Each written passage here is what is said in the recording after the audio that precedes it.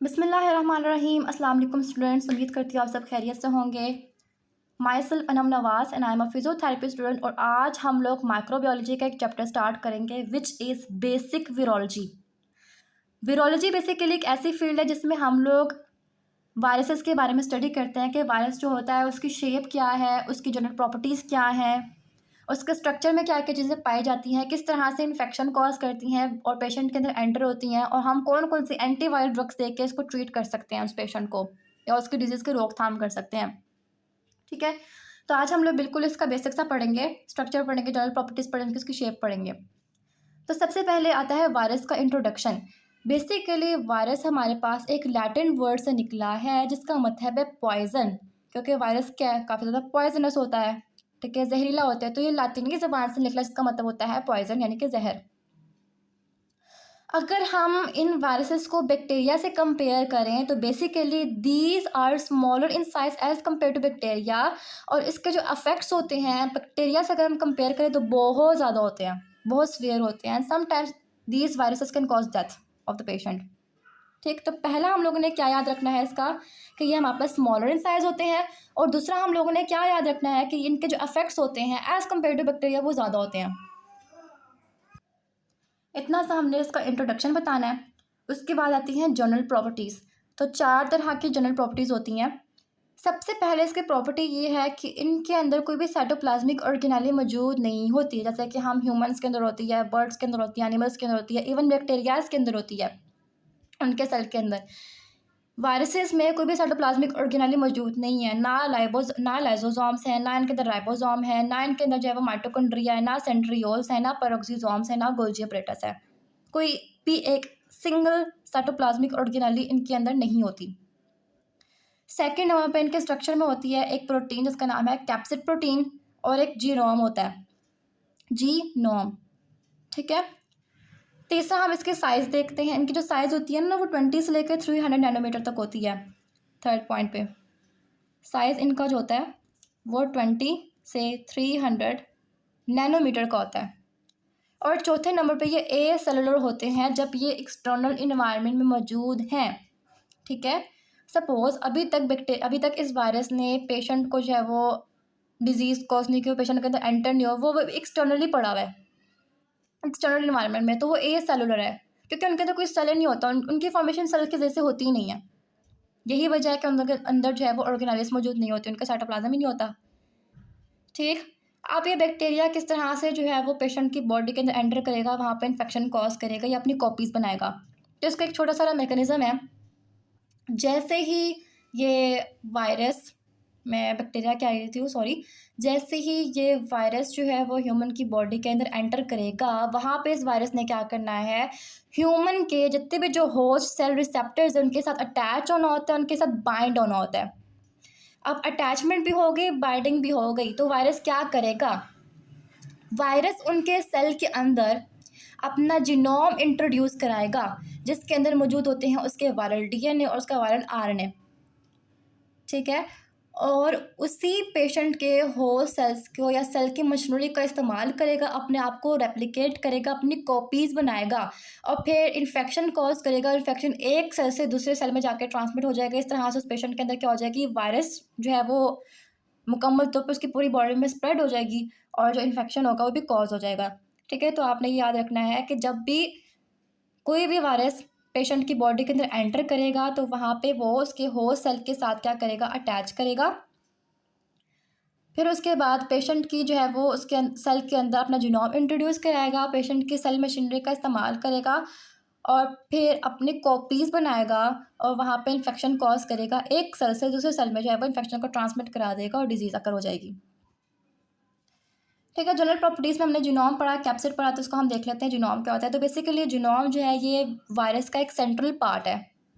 इसको हम लोग वायरल न्यूक्लिक एसिड भी कहते हैं क्योंकि इसके अंदर जो है वो वायरस का वायरल डीएनए मौजूद होता है, वायरल आरएनए मौजूद होता है।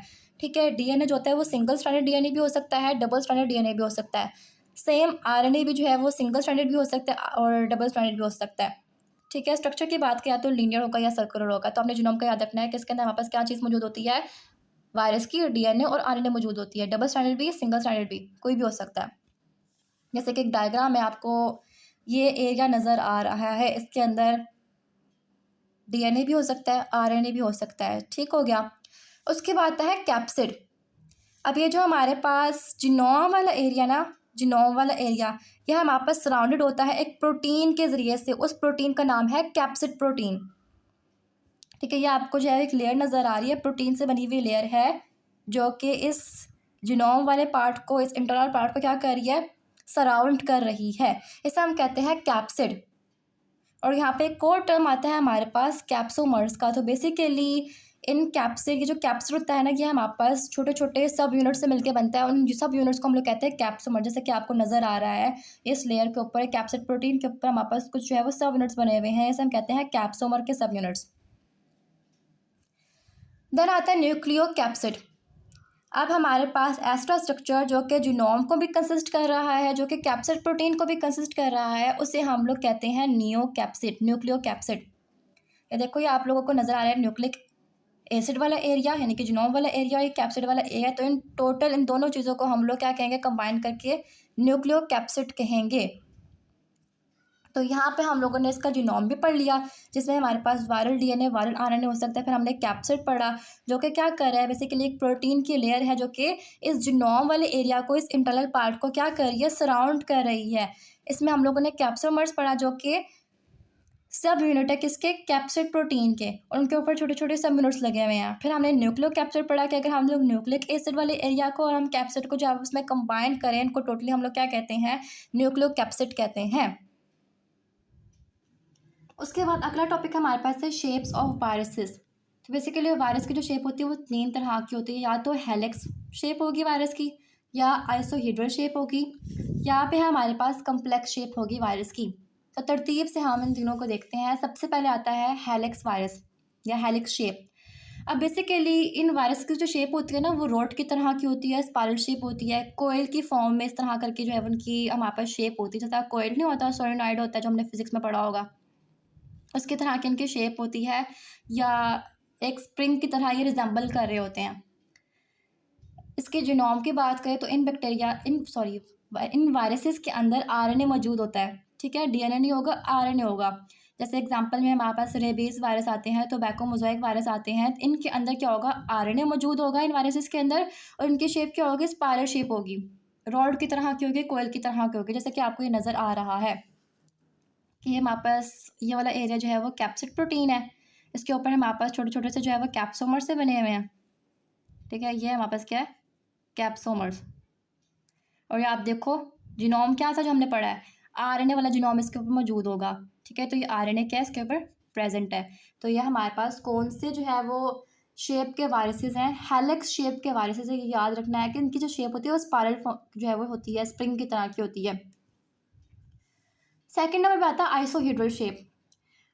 अब जो आइसोहेड्रल वायरसेस होते हैं ना, इनके अंदर 20 ट्रायंगुलर फेसेस मौजूद होती है। जैसे कि आपको ये फेसेस नज़र आ रही हैं, 10 मैंने यहाँ पे बनाई हुई हैं, 10 जो है वो पिछली साइड पे होंगी। तो 20 इनके अंदर ट्रायंगुलर फेसेस होते हैं, इनके 12 कॉर्नर्स होते हैं। ये आपको जो है वो डॉट डॉट की फॉर्म में कॉर्नर्स नज़र आ रहे हैं। तो टोटल इनके 20 ट्रायंगुलर फेसेस होती हैं और 12 कॉर्नर्स होते हैं। और इसके जीनोम की बात करें तो या तो इसके जीनोम वाले एरिया में डीएनए मौजूद होगा या आरएनए मौजूद होगा, दोनों में से कोई भी एक चीज़ मौजूद हो सकती है। एग्जाम्पल में हर्ब सिम्प्लेक्स वायरस हो गया, पोलियो वायरस हो गया, इनकी जो शेप होती है वो आइसोहेड्रल होती है। थर्ड नंबर बात है कम्प्लेक्स वायरस। नाम से पता चला कि बहुत ज़्यादा कम्प्लेक्स इसकी शेप होती है। ठीक है, इसका जो हेड होता है ना इन वायरसेस का, वो रिजेंबल करता है आइसोहेड्रल को। जैसे ये हमने आइसोहेड्रल जो है वो वायरस पढ़ा, जिस तरह की इसकी शेप है। कम्प्लेक्स वायरसेस के हेड की शेप जो होगी वो आइसोहेड्रल शेप की तरह की होगी। जैसे कि आपको ये नज़र आ रहा है, ये बैक्टीरियोफेज T4 वाला वायरस है, इसका हेड आपको नज़र आ रहा है। तो क्या ये आइसोहेड्रल को रिजेंबल नहीं कर रहा, आइसोहेड्रल शेप को सेम टू सेम उसकी तरह का शेप है। टेल की बात करें तो उसकी जो टेल होती है वो हेलिक्स शेप की होती है। ठीक, जीनोम इसके अंदर यूजुअली डीएनए मौजूद होता है, इसके इंटरनल पार्ट में, या इसका जो न्यूक्लिक एसिड वाला पार्ट होता है उसके अंदर यूजुअली क्या मौजूद होगा, डीएनए मौजूद होगा। तो ये बात आपने याद रखनी। एग्जांपल में हमारे पास बैक्टीरियोफेज जो है वो T4 का वायरस है, पॉक्स वायरस है। ठीक है, अब हम डायग्राम को देख लेते हैं। हेड आपको पता चल गया, कम्प्लेक्स वायरस का आइसोहेड्रल शेप का होता है। ठीक है, इसके अंदर देखो जीनोम पार्ट है, न्यूक्लिक एसिड मौजूद है, जो कि मोस्टली यूजुअली डीएनए मौजूद होता है। नीचे आपको इसका कॉलर एरिया नज़र आ गया, देन ये लंबी सी जो है वो शीट जा रही है, ये छोटे छोटे इसके जो है वो टेल फाइबर्स हैं। यहाँ पे अगर आप गौर से देखो ना, ये वाला जो एरिया है जिसे यहाँ पे स्पाइक्स लिखा हुआ है, बेसिकली ये स्पाइक्स जो होते हैं ना, वो कुछ एंजाइम्स होते हैं जो कि इनवैलिड वायरसेस के अंदर मौजूद है। अब इनवैलिड वायरसेस क्या होते हैं वो हम आगे जाके देखते हैं। ये स्पाइक या एंजाइम्स है जो कि इनवैलिड वायरसेस के अंदर मौजूद होंगे। उनका काम क्या होता है कि इन्होंने बॉडी के साथ अडहेयर करना होता है। मतलब ये स्पाइक से करते हैं, इन वायरसेस को बॉडी के साथ जो है स्किन के साथ चिपकाएंगे, जिसके ज़रिए से ये वायरस क्या करेगा, बॉडी के अंदर एंटर होगा, वहाँ पे इन्फेक्शन कॉज करेगा। इस स्पाइक का काम होता है, अडहेयर का मतलब होता है अटैच करना। ठीक, तो स्पाइक्स क्या है, ऐसे एंजाइम्स हैं जो कि इनवैलिड वायरसेस के अंदर मौजूद हैं। उन्होंने क्या करना होता है, इन्होंने वायरसेस को बॉडी के साथ अटैच करवाना होता है। लास्ट इसमें आता है हमारे पास कि इनवैलिड वायरसेस कौन से होते हैं और नॉन इनवैलिड वायरसेस कौन से होते हैं।